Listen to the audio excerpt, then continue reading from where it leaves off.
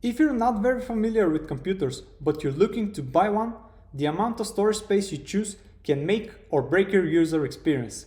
So here's how much you need in 2025. My general recommendation is to have at least 500 GB due to the increasing demands of the operating systems and software. If the computer is intended only for web browsing and other light tasks without much data storage, a 250 GB option may be enough. However, avoid anything with less than 200 GB of storage, as it will likely fill up quickly and lead to problems later on. A fresh Windows 11 Pro installation, for example, takes around 40 GB, and with updates and temporary files, it can easily exceed 100 GB. While you can delete the temporary files, there's always a risk of the drive filling up when you need it most. High-quality music, photos, and videos can also take up significant space. Moreover, such small drives often use outdated technology, leading to slower performance and shorter lifespan.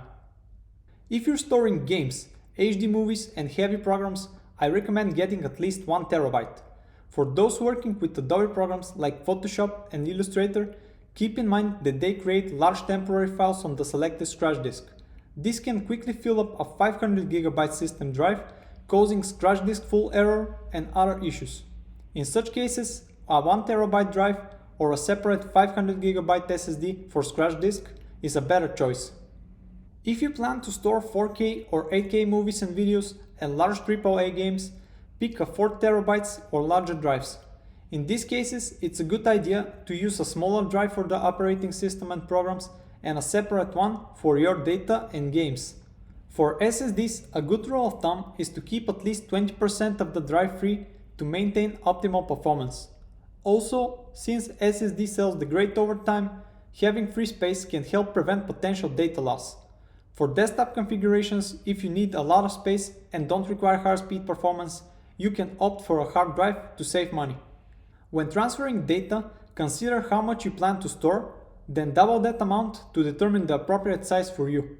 Thanks for watching.